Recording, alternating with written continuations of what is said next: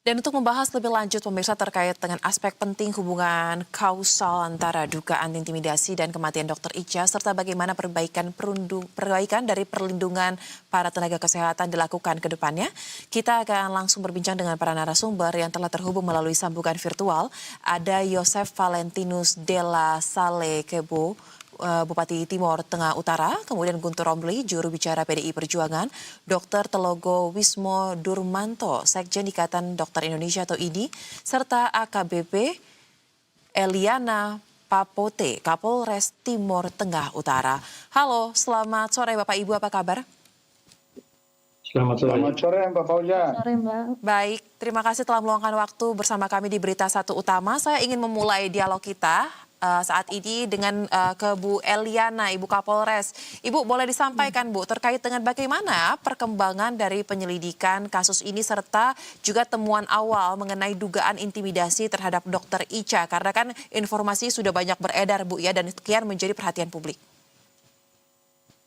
Baik Pak, terkait temuan awal dari proses penyelidikan ini bahwa pada tanggal benar pada tanggal 13 Juni 2026 ketiga oknum dari anggota DPRD Kabupaten Timor Tengah Utara mendatangi IGD Rumah Sakit Leona dan bertemu dengan Dr. Ica. Baik, Ibu untuk para saksi Bu dan juga alat bukti mungkin bisa disampaikan juga Bu. Untuk para saksi sejauh ini kami sudah memeriksa 9 orang yang terdiri dari 4 rekan kerja dari Dr. Ica, kemudian 2 orang dari RSUD Keva Menanu dan 3 orang oknum DPRD Kabupaten Timor Tengah Utara.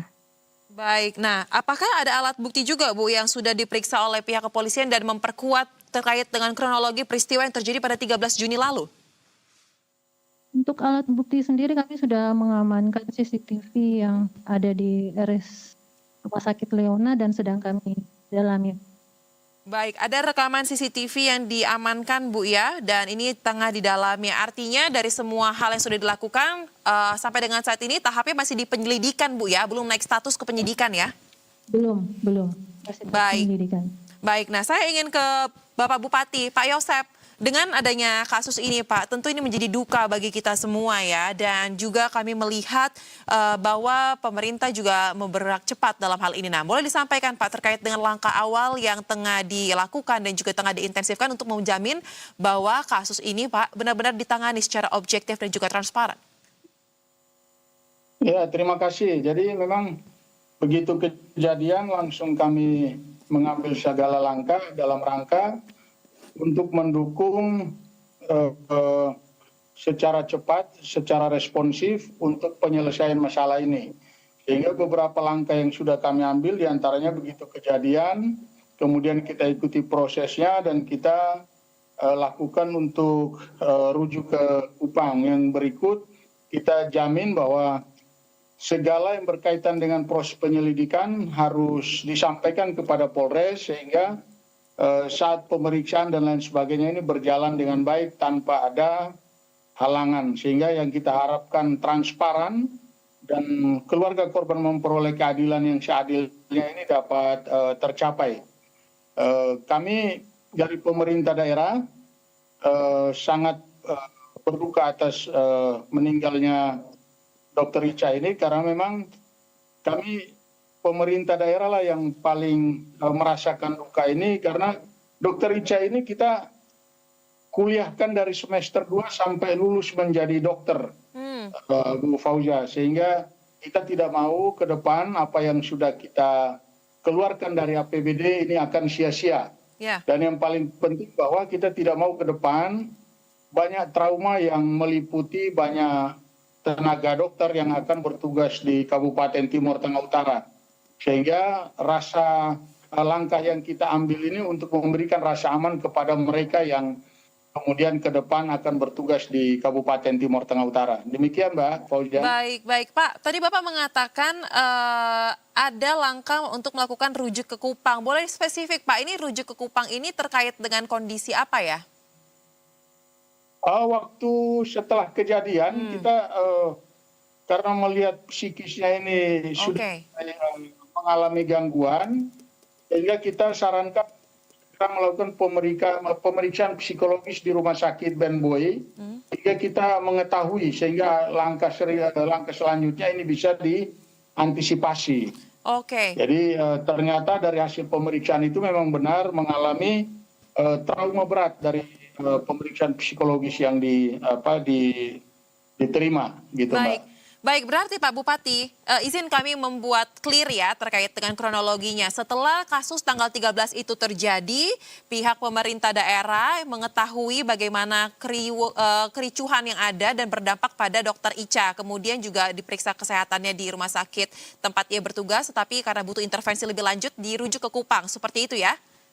Iya, betul Mbak. Betul. Baik, nah kemudian Pak, karena tidak ada perwakilan dari keluarga ataupun kuasa hukum yang bergabung pada kesempatan kali ini, kami ingin menanyakan terkait dengan seperti apa keadaannya ketika ia mendapatkan intimidasi. Kan ini kan selang waktunya tidak terlalu jauh ya Pak ya, 13 Juni hingga akhirnya kemarin ditemukan telah tidak bernyawa itu di 26 Juni, kurang lebih 13 hari. Nah, dalam rentan waktu 13 hari ini Pak, berapa lama sempat dirawat dalam penanganan medis di Kupang untuk mengatasi trauma tersebut Pak?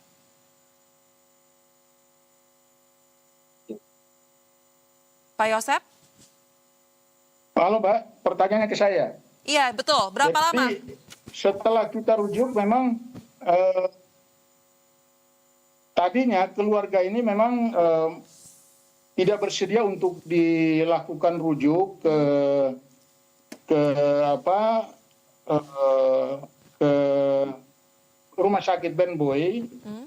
Tapi kita memang paksakan supaya ini bisa kita ketahui kondisinya, karena tiap orang mengalami depresi ini beda-beda Mbak, sehingga itu yang kita khawatirkan. Dan ternyata benar bahwa setelah pemeriksaan memang hasilnya seperti yang disampaikan bahwa mengalami trauma berat gitu Mbak.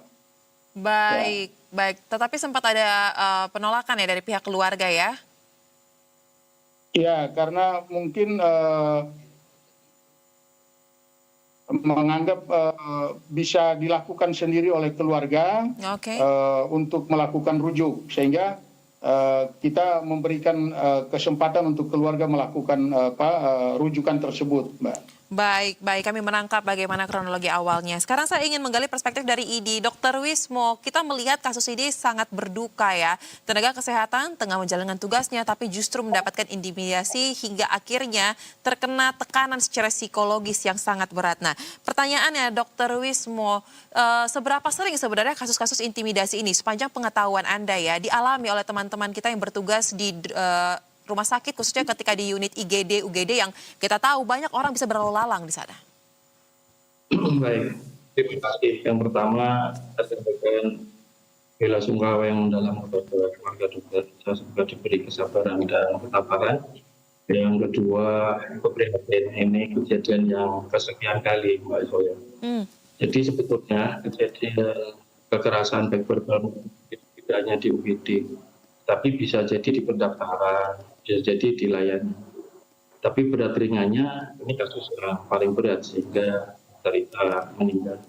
Ada beberapa ya kasus kekerasan atau kekerasan fisik yang di Palembang itu spesialis dalam. Ada kekerasan verbal yang paling sering juga ancaman-ancaman atau intimidasi. Intimidasi yang paling sering di pendaftaran adalah ketika pasien-pasien yang seharusnya tidak bisa mendapatkan layanan tapi memaksa. Contoh-contoh adalah di Perta BPJS atau permintaan surat izin sakit. Juga rujukan, ini yang paling sering. Tapi kalau di UGD ini kan hal yang khusus. Dokter UGD itu beda dengan dokter di poli atau yang lain. Di UGD itu stresornya sangat tinggi. Pasien yang datang selalu dibutuhkan kecepatan dalam berpikir dan bertindak. Nah, saya berharap ke depan dokter yang bekerja itu mendapatkan jaminan keamanan dan fasilitas yang sehingga ketika fasilitas rumah sakit atau vaskes itu tidak tersedia, masyarakat bisa memahami, pasien bisa memahami, keluarga bisa memahami untuk dirujuk. Nah, ketika melakukan rujukan itu ada dua hal yang harus dilakukan. Yang pertama adalah stabilisasi pasien. Baik. Yang kedua, menelpon rumah sakit rujukan. Nah, pada saat kondisi melakukan stabilisasi pasien dan merujuk ini, proses menelpon ini kadang keluarga Baik. pasien itu tidak tepat. Baik, baik. Berarti memang kasus intimidasi sudah sering terjadi, tetapi ini yang paling parah ya Pak ya, hingga harus ada korban nyawa yang hilang dalam kasus ini. Baik, kita akan gali lagi perspektifnya dan mendengarkan bagaimana dari pihak partai politik. Karena ada 3 orang yang disebut sebagai intimidator. Salah satunya juga ini dari PDI Perjuangan, sudah ada Mas Guntur untuk menjawabnya. Tapi kita harus jeda sejenak. Bapak-bapak, kita simak terlebih dahulu kumandang azan maghrib yang satu ini. Terima kasih pemirsa, Anda kembali bersama kami di Berita Satu Utama dan kita lanjutkan perbincangan.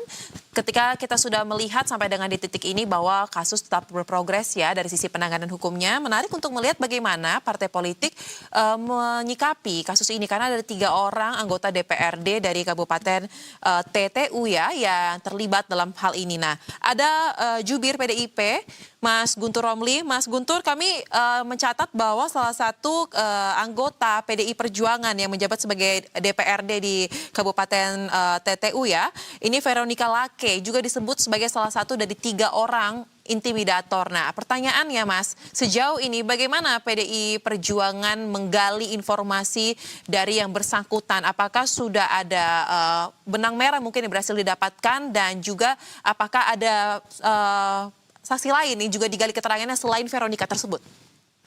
Ya, terima kasih Mbak. Pertama kami mengucapkan berbelasungkawa, berduka cita sedalam-dalamnya atas wafatnya Dr. Ica, khususnya kepada keluarga yang ditinggal. Semoga diberi kesabaran dan ketabahan. Yang kedua, kami mengutuk, mengecam terjadinya intimidasi, bullying ya, yang menyebabkan kasus ini terjadi. Kami sangat mengecam keras sebagai partai politik dan ini tidak bisa diterima. Dan yang ketiga, kami juga sudah melakukan evaluasi internal. DPC PDI Perjuangan Timur Tengah Utara sudah menonaktifkan saudari Veronica Lake dan juga ditegaskan oleh Ketua DPP Bagian Ideologi dan Kaderisasi Bapak Saiful Hidayat bahwa apabila terjadi benar, terbukti nanti akan dilakukan tindakan pemecatan, hukuman yang maksimal.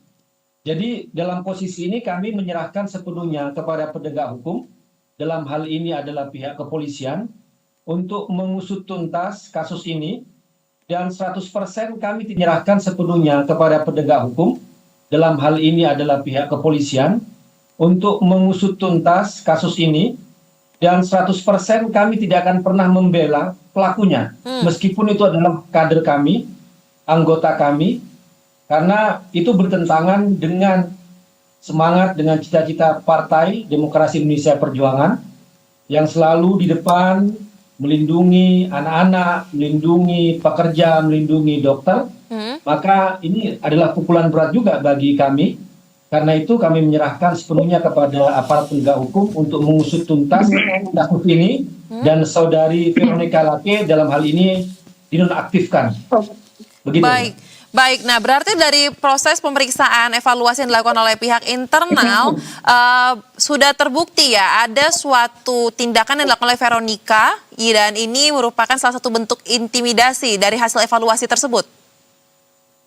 Kami tidak dalam kapasitas untuk memberikan bukti apakah dia terlibat dalam kasus ini, namun laporan yang masuk ke DPC PDI Perjuangan Timur Tengah Utara bahwa yang bersangkutan juga ikut dilaporkan dan juga ramai di media sosial. Baik.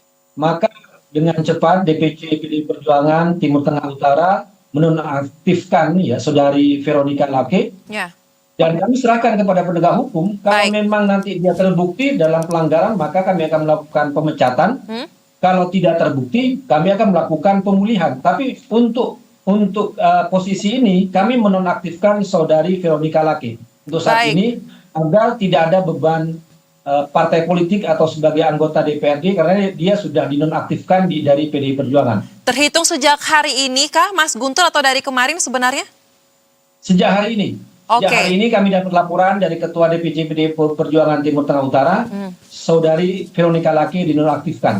Baik, berarti statusnya ini masih akan terus nonaktif sampai ada hasil yang valid ya dari hasil penyidikan pihak Betul. kepolisian. Nah, kalau begitu Ibu Betul. Eliana, 3 orang yang disebut sebagai intimidator diperiksa oleh tim kepolisian. Pertanyaannya Bu, dari pemeriksaan tersebut, apakah porsi yang mereka lakukan ini berbagi perannya rata atau bagaimana Bu sebenarnya? Tindakan intimidasinya seperti apa sih Bu persisnya Bu? Baik, kami terkait tindakan intimidasi yang dilakukan oleh ketiga oknum tersebut, sementara ini kami masih melaksanakan pendalaman. Kami masih melaksanakan pendalaman, Mbak.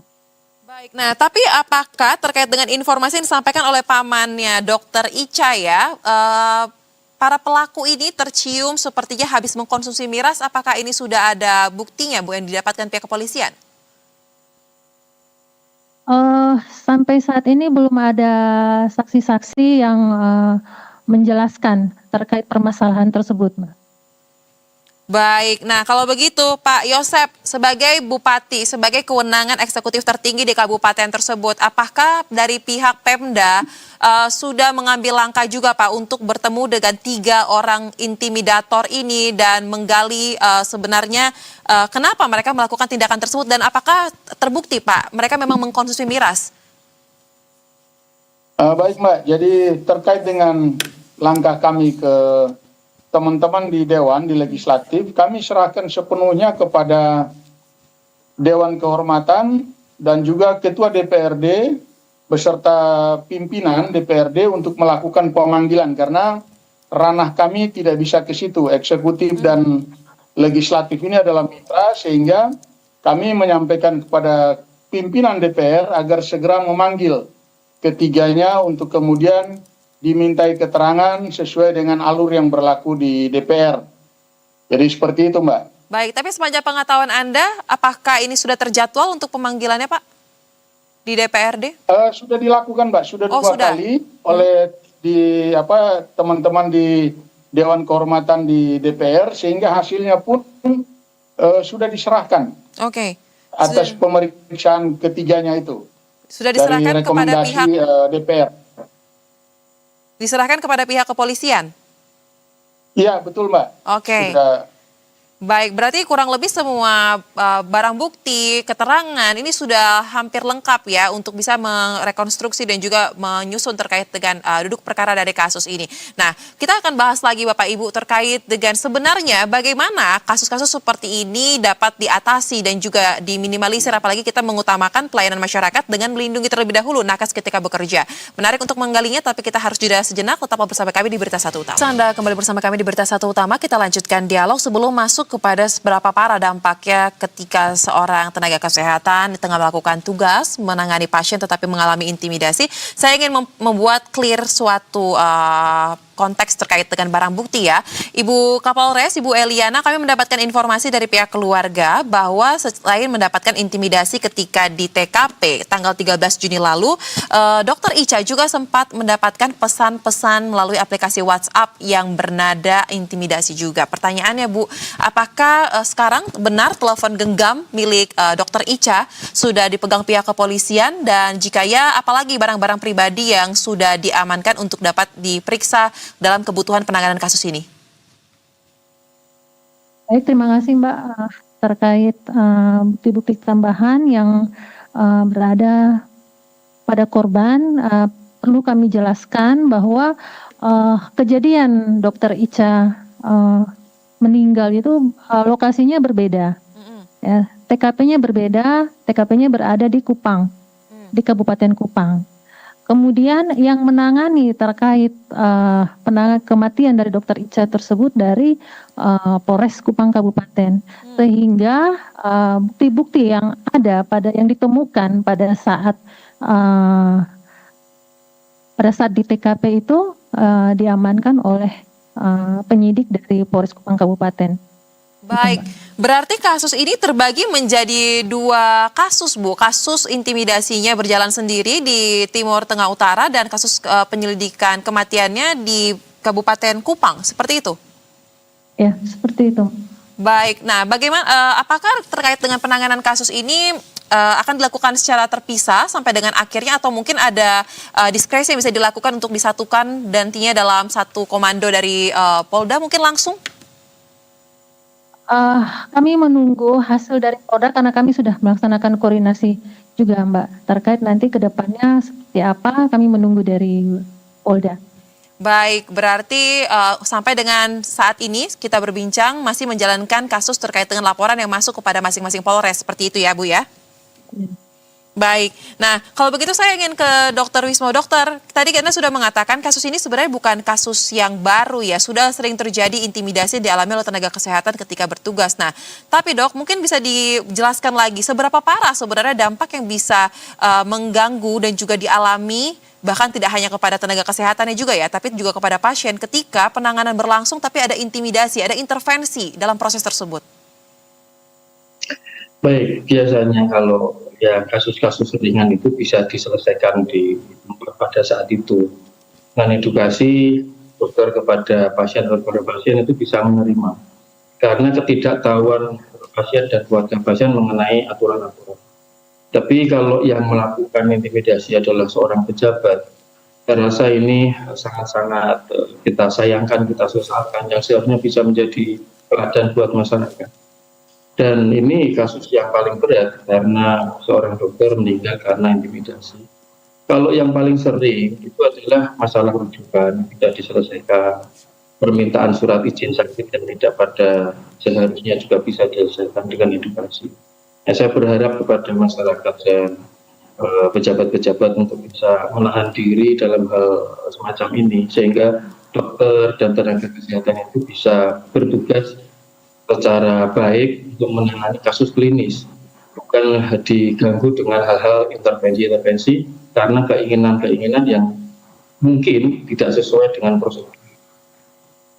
Baik, nah tapi sejauh ini dari ID sendiri mencatat banyak gak sih sebenarnya keluhan dari teman-teman yang tergabung di ID ya mengenai bagaimana ketika mereka bertugas kendala seperti ini sering ditemukan di lapangan dan bagaimana ID mengkomunikasikannya kepada pihak terkait?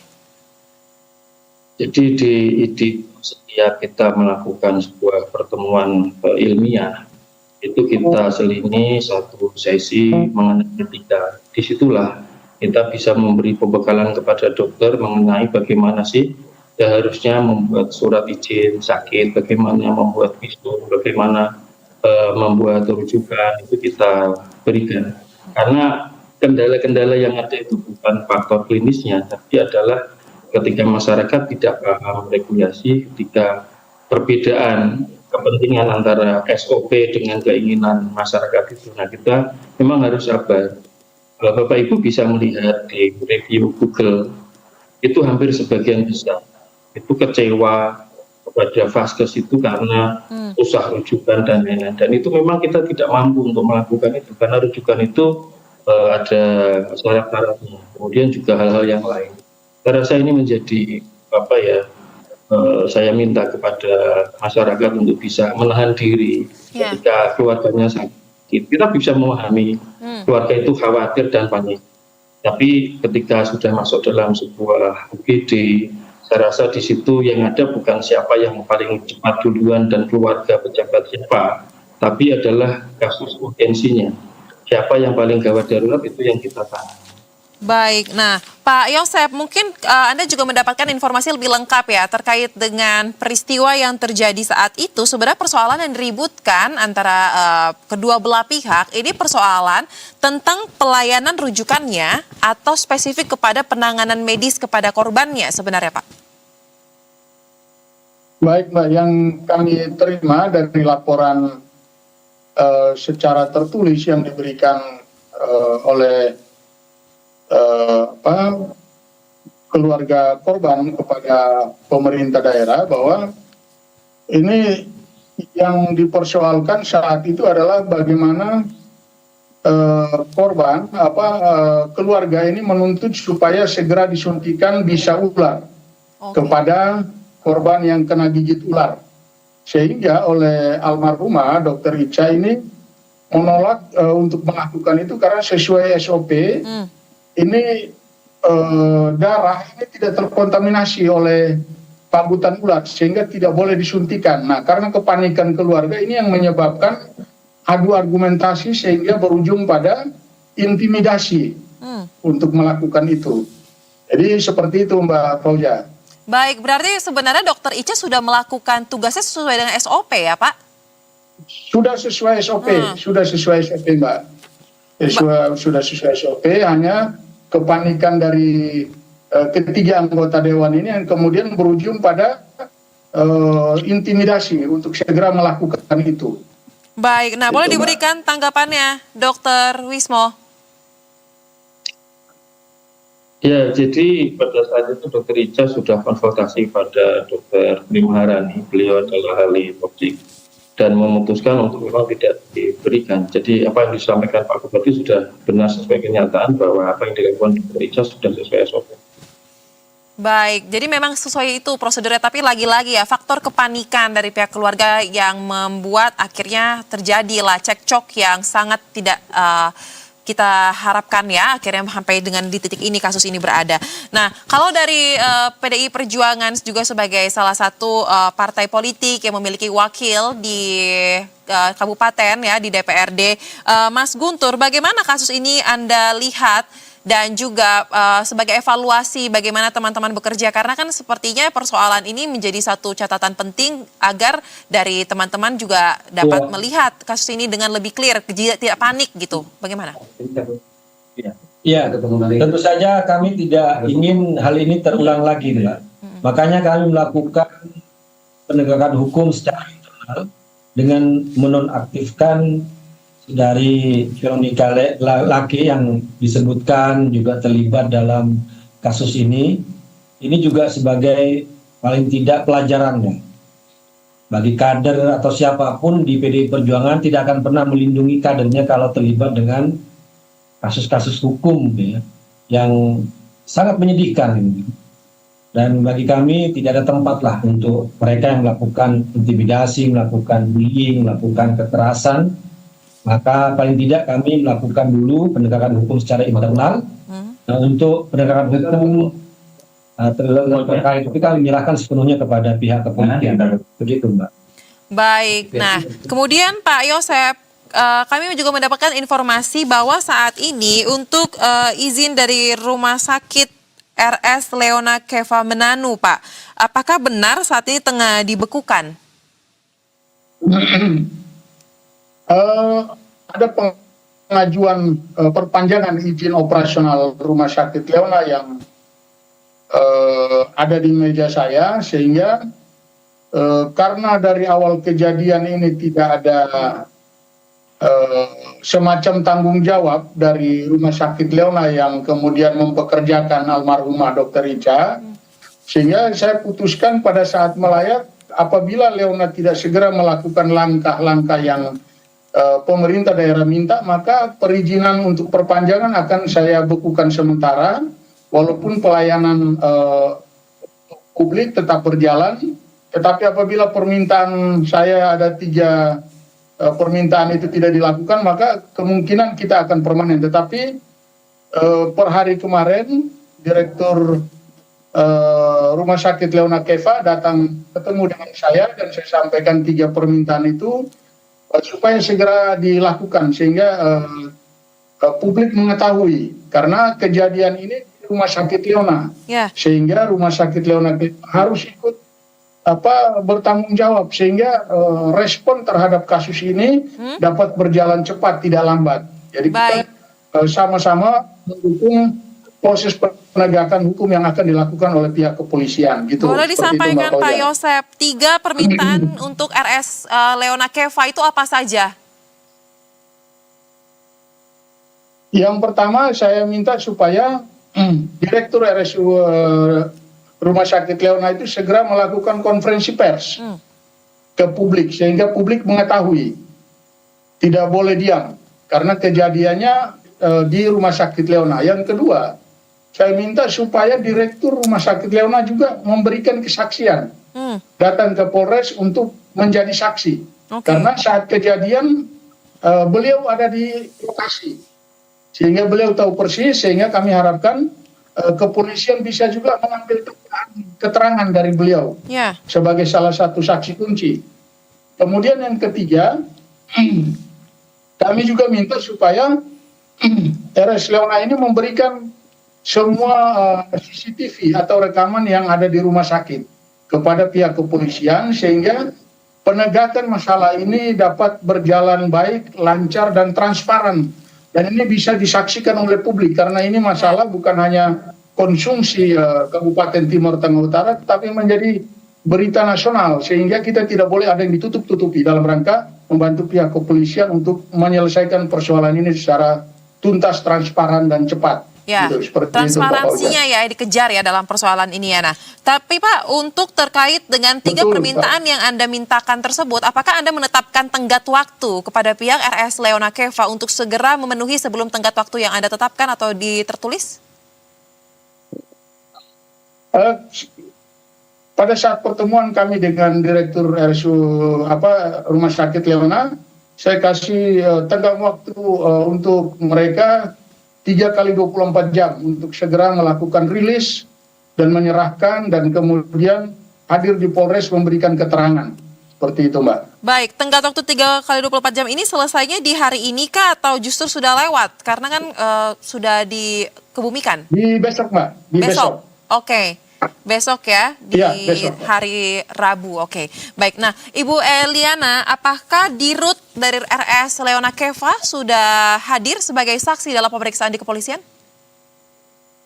Pak, berdasarkan hasil koordinasi dengan Direktur Rumah Sakit Leona, beliau akan ke Polres dan memberikan keterangan besok, Mbak. Besok, oke. Jadi untuk besok ada siapa saja Bu yang sudah terkonfirmasi untuk digali keterangan dan atas kasus ini? Untuk sementara baru Direktur Rumah Sakit Leona. Baik, itu merupakan poin kedua dari 3 poin yang dimintakan oleh pihak Pemda ya. Nah, untuk poin ketiga Bu, tadi CCTV rumah sakit diberikan semua yang berkaitan. Apakah semuanya sudah didapatkan secara utuh Bu? Apakah ada kendala? Untuk CCTV kami sudah dapatkan, Mbak. Sudah diberikan. Baik, jadi untuk poin 2 dan 3 kita lihat ini sepertinya tidak ada masalah. Tapi mungkin poin pertama ya Pak Yosep ya, kita lihat kapan konferensi pers ini akan dilakukan ya. Baik, nah kalau begitu, Betul, Mbak. Betul. kalau begitu kita akan membahas tentang bagaimana hal-hal seperti ini tidak usah terjadi di kemudian hari. Bagaimana cara meminimalisirnya? Paling menarik untuk mendengar bagaimana ID melihat kasus ini dan berkaca ke depannya. Kira-kira aspek dari mana nih Pak Dr. Wismo yang paling penting untuk diperbaiki dan bisa dilakukan tidak hanya mungkin di rumah sakit yang menjadi lokasi, tetapi juga di semua titik pelayanan kesehatan? Yang pertama adalah kesadaran masyarakat. Beri ruang dokter untuk melakukan tugasnya sesuai SOP-nya, tidak diintimidasi. Mungkin salah satu yang paling cepat secara teknis adalah ketika ada pelayanan di UGD, hanya satu keluarga yang bisa mendampingi. Karena kalau lebih dari satu biasanya terjadi kegaduhan semacam itu. Kita bisa memahami kekhawatiran dan kepanikan keluarga ketika keluarganya sakit, anaknya sakit. Tapi bagi seorang dokter, apa yang harus dilayani dahulu itu adalah yang paling gawat darurat. Nah itu kendala pertama, masyarakat tidak mau merasa keluarganya tidak dilayani, padahal sudah dilayani. Yang kedua, bagaimana fasilitas kesehatan itu bisa menjamin keamanan dokter ketika melakukan tugas. Sudah dilakukan dengan pemasangan CCTV itu sudah sangat bagus sehingga ketika ada kasus-kasus seperti ini bisa membantu penegak hukum. Yang ketiga, mungkin bagi pejabat terutama yang hadir hari ini, malam ini ada Pak Bupati, bisa memberikan surat edaran kepada pejabat untuk tidak ikut mengintervensi ketika keluarganya sedang dilakukan tindakan DPD. Walaupun sebetulnya potensi kekerasan itu tidak hanya di UGD saja, di bangsal juga bisa, di ruangan juga bisa, karena beberapa kasus itu terjadi di ruangan ketika seorang keluarga pasien memaksa untuk membuka maskernya padahal pada saat itu ada kasus ini. Demikian. Baik, nah kalau begitu sambil kita tunggu ya bagaimana dari kasus intimidasi yang dialami oleh Dr. Icha dilakukan penanganan hukumnya termasuk juga pengungkapan terkait dengan kematiannya di Polres yang lain. Ibu Kapolres Eliana, boleh mungkin disampaikan jika memang dari hasil di tahap penyidikan nanti terbukti secara valid, Bu, bahwa dugaan intimidasi ini benar-benar nyata dan ada tersangkanya, maka pasal apa yang berpotensi untuk dikenakan dan seperti apa bentuk hukuman yang menanti? Silakan. Baik Mbak, berkaitan dengan hal ini kami masih terus mendalami dan melakukan penyelidikan. Untuk pasal yang akan diterapkan dan ditentukan, pasal yang akan diterapkan akan ditentukan kemudian setelah seluruh hasil penyelidikan ini rampung. Baik, jadi belum ada perkiraannya, Bu, akan dikenakan di pasal berapa dan hukuman yang menanti seperti apa ya? Ya. Baik, kalau begitu kita akan nantikan bersama bagaimana kelanjutan penanganan kasusnya dan besar harapan akan ada konferensi pers dari Rumah Sakit Leona Keva ya sebagai titik TKP peristiwa intimidasi ini terjadi dalam waktu dekat. Terima kasih untuk seluruh narasumber telah berbincang. Kita kawal terus kasus ini, turut berduka untuk keluarga Dr. Icha dan salam sehat, selamat kembali beraktivitas pada seluruh narasumber.